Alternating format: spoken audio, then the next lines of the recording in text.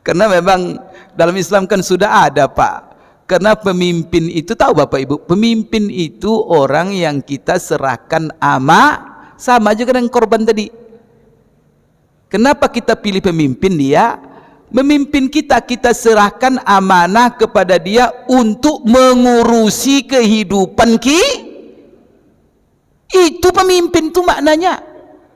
Karena kalau Bapak sudah serahkan kepada dia, seluruh urusan kita dia yang mengatur, yang buat jalan, buat sekolah, ekonomi, harga barang, ekspor impor, menentukan siapa yang izin bisnis, siapa, dia yang mengatur semuanya.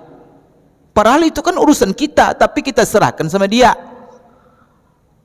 Termasuk masalah agama.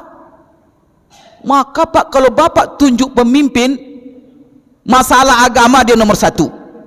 Itu tidak bisa Bapak, kalau itu sepakat ulama.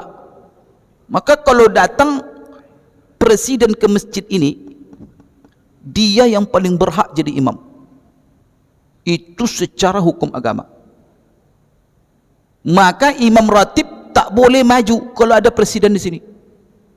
Sampai presiden memberi karena dia yang paling berhak. Datang Pak Gubernur ke sini, jangan imam maju-maju aja sampai nanti Pak Gubernur mengizin, karena Pak Gubernur. Kenapa Pak begitu? Bapak sudah serahkan sama dia. Sholat pun dia yang paling berhak. Begitulah Pak pentingnya pemimpin itu. Saya tidak tahu, itu kan sudah maklum lah kita itu kan. Pemimpin bukan sembarangan Pak. Agama pertama dipimpinnya Pak. Sampai di rumah kita dia yang paling berhak. Datang umpamanya Pak Gubernur di rumah kita, tebu Pak Wali Kota, terus sholat berjamaah di rumah kita, bukan tuan rumah yang paling berhak jadi imam. Kan ada hadis itu, semuanya seluruh ulama mengatakan itu dikecualikan. Maka kalau di rumah kita, siapa yang paling berhak menjadi imam sholat? Pertama adalah penguasa, kedua baru yang punya rumah. Begitu juga di masjid. Datang dia di masjid, siapa yang paling berhak? Pertama penguasa, yang kedua baru imam ratib. Penting Pak. Itu Bapak serahkan kepada sembarang orang. Bapak Ibu, la ilaha illallah. Apalagi dia sudah terang-terangan berbuat mungkar, la ilaha illallah. Itu sebenarnya cara Allah itu, supaya kita bisa hati-hati. Maka Pak, karena itu amanah diserahkan kepada orang memimpin kita, memberesin kita. Tentu apa, orang yang penuh amanah. Sama dengan korban tadi itu Pak. Maka peserta korban harus serahkan korbannya kepada orang yang Bapak kalau ada umpamanya penitia korban suka nonton film porno, Bapak sediakan korban sama dia. Umpamanya. Ya ini apa? Ya. Ya jadi Bapak Ibu cuma ya jangan itu menjadi fitnah. Ya kalau sudah tahu semuanya, ya diam aja. Maklumi aja. Tapi Bapak Ibu sekalian, kita maka memilih pemimpin itu ada kriteria. Maka kalau Bapak Ibu mau tahu, ada buku yang terbagus Bapak Ibu sekalian di dalam masalah tata negara ini. Dan itu Bapak Ibu, Barat itu mencontek dari buku itu. Buku itu dikarang oleh Al-Imam Al-Mawardi. Bukan saya Pak. Kebetulan namanya sama dengan saya, Mawardi. Dia ini ulama dari Basrah. Dulu dia hidup di Baghdad sana, Basrah, Irak sekarang. Dia wafat tahun 450 Hijriah. Bayangkan itu. 1000 tahun yang lalu. Sekarang sudah 1400 berapa kita ini ya. Dia 450 Hijriah dia meninggal.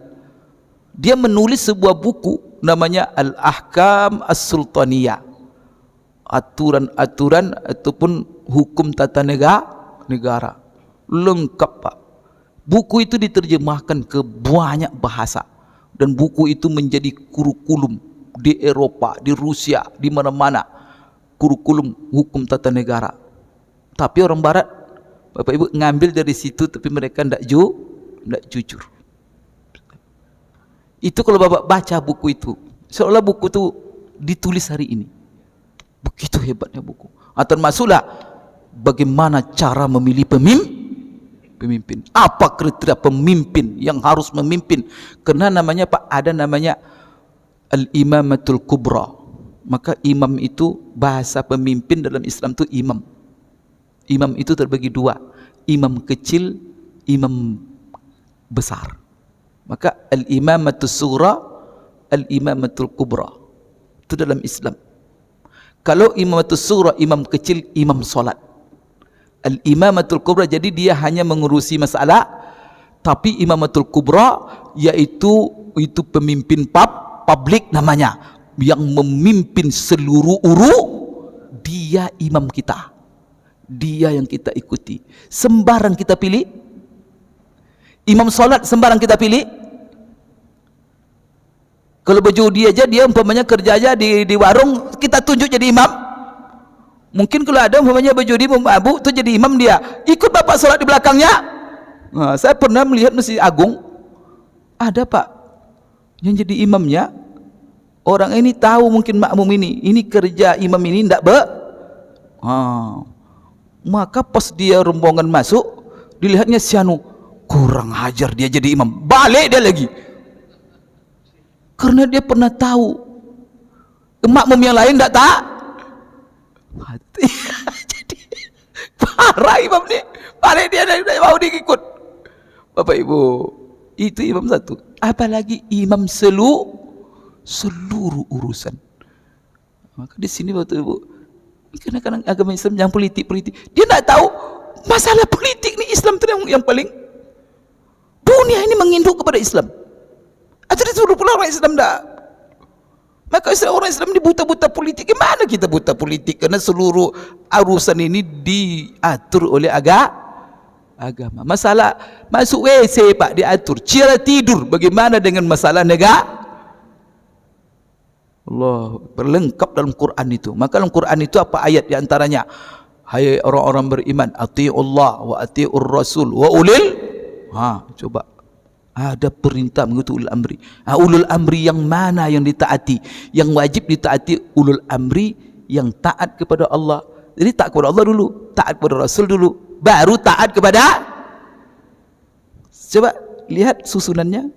Maka ulul amri tidak ada wa ati'u cuma dua, ati'ullah wa ati'ur rasul wa ulil, tidak ada wa ati'ul amri. Apa rahasianya? Kata para ulama tafsir, karena ulul amri tidak boleh ditaati kecuali kalau taat kepada dia tidak berseberangan dengan taat kepada Allah dan Rasul. Kalau sudah berseberangan dengan taat kepada Allah dan Rasul, tak boleh dia.